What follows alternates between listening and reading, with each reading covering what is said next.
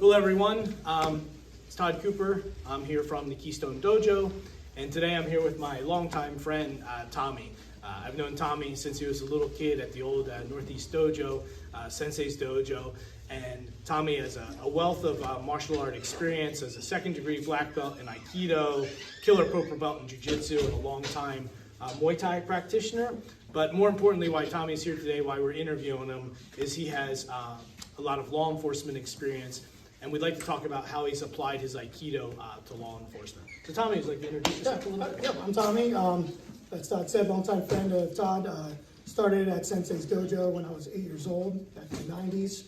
Aikido was the one constant in my life. It was always there. In between sports, always found my way back to Aikido. Been law enforcement for 10 years.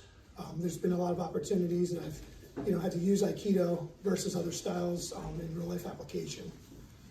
Good. So we know there's always a myth out there that people say Aikido is not real or Aikido doesn't work in self-defense. And being that you're well versed in Gracie Jiu-Jitsu and Muay Thai, you've always mentioned to me that for your job in law enforcement, for the different various agencies you've been with, that you've always preferred Aikido over maybe Jiu-Jitsu, which we both love, or Muay Thai, which we both love.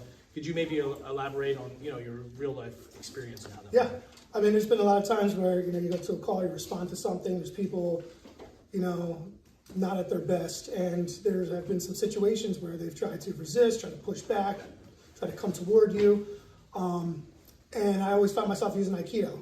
Especially with public perception, Muay Thai may not be the best, where you're just elbowing and kicking people. The public always has their opinion on it.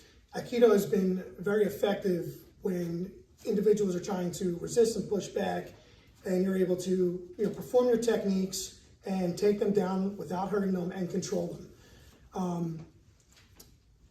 Do you have maybe a specific techniques? Like, is it leveraging the bad guy's body, or is it a wrist lock? Is it your posture? Like, how does that? Yeah, I seem to find myself most times trying to grab their arm to control them. You want to control their hands so that they don't reach for anything. And it's usually just using their momentum. A lot of times they'll push into you, and it's easy to just tenkan, turn out of the way, and just use their momentum, their energy to just take them down and pin them down and have a conversation with them. And a lot of times I find that once they're pinned down and you're talking and trying to get them to calm down, and they realize that there's not much they can do at that point, a lot of times they just have complied. I've been lucky where they've just complied from there. I think you told me one story, which was great one time. I don't want to elaborate the story, but I think there was a bunch of guys trying to arrest a bad guy, and you walk up and you just put him in a Sankyo or a Kaitanagi, and you take him right down, and all the other guys were like, what the heck was that? Yeah, we had a guy that was fighting back with my partner, and we tried to get the hand. He pulled his hand out, and it was just a Kaitanagi takedown. He, right down, and had his arm pinned, had him pinned down. He couldn't move, and he ended up just giving it up and putting his hand behind his back, and we were able to. So what would you think about, the people, of course there's all kinds of online chatter, and both you and I, and here also at this dojo, we grew up under Sensei's lineage, who brought Aikido to the United States and changed Aikido for Americans. He used to teach prisoner guards. We've often done a lot of stuff that other Aikidos don't do. But, what's your opinion on, hey, Aikido doesn't work, it's not real, you can't use it in self-defense to the public? Yeah, I find that a lot of people making those claims or accusations are people that don't practice Aikido. They don't understand it. They don't understand it. It's not the same as looking at it versus having it done to you. A perfect example, starting off class today, our instructor did a technique that was designed to help you understand the throw, not necessarily a self-defense move. And I think people may see that and go, oh, well, that's not going to work. Well, that's not the point of the technique. And you don't understand that unless you're practicing. So you have a lot of people that, never did it, that are voicing their opinions. And you also have bad practitioners out there. There's a couple people online that don't speak for all the Aikido of the world. And, I also find that a lot of times just because somebody's wearing a hakama, it doesn't necessarily mean that that's Aikido. Yeah. People just assume, and they jump to, an assumption and come up with stuff, and they bash online. And I can promise you that when you feel it, and you're put into a situation, you feel the technique done to you, you would absolutely have a different perspective and different opinion on how effective Aikido can be, especially in real life application. And one other thing is, We both rolled in jiu-jitsu for an hour this morning, and then we did an Aikido class, and we were both talking to each other, how Aikido is so awesome, yet so different.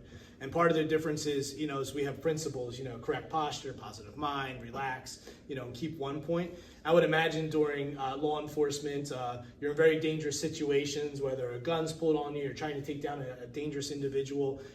How does the Aikido principles apply to your life? Or do you realize them when you do that, whether it's posture or, conflict resolution or relaxation, something like that? Definitely, it carries over into so many different aspects of your life. It's not just practicing the self-defense movement does that work. I mean, you practice remaining calm, you practice your breathing, you practice, conflict resolution. And when you're out there and you're dealing with people, and you find yourself into a situation going from 0 to 60 and there's a gun involved and shots are going off, or you're in a car pursuit or something like that, and you're able to bring yourself down, control your adrenaline, think clearly, and able to get the job done much more safely. And I think that has been the biggest,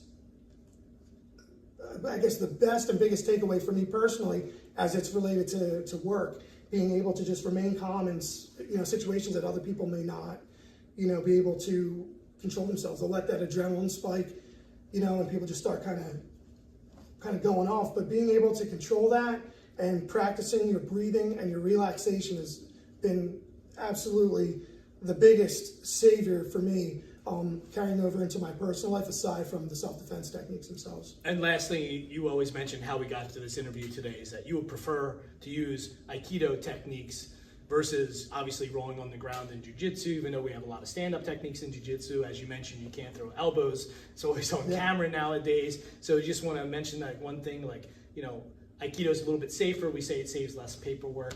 How does that apply to your job? I mean, I know in jiu-jitsu they say most fights end up on the ground, but I would say even more start standing up. And I don't always want to have to wait till I get to the ground to be able to use, my skill set. A lot of times, just ending it right from the start and just taking them down and just holding them. Having that skill set to be able to start from standing and end to the ground, and then if need be, we have other tools that we can use. Especially for your job, you definitely need ground and stand. 100%. I'm not saying we don't need it. I just, majority of the fights, though they end up on ground, even more start standing up. And there may be a time that you have to strike somebody, but there may be a time where they could be going through some kind of a crisis or a mental health, or you don't know what's going on. And just striking people is not always the best. And if you're able to get them controlled, whether it be standing up or if it does end up on the ground, I find that I've had much more success in talking to people, de-escalating, and everybody's safe, less people are hurt, and you're able to get the job done in a much more professional, much more safer way for you and the other person, because you may be having a problem with that person, but it's still your job to protect them. Well, I appreciate your time. I wanted to give everybody just kind of like a real world life experience. Tommy's pretty much on the street dealing with Angie's people every day, a longtime friend. We mentioned we both practice Aikido, Jiu-Jitsu, Muay Thai, so he brings it from all different perspectives. So thank you for your time today. Thank you, sir. Appreciate it.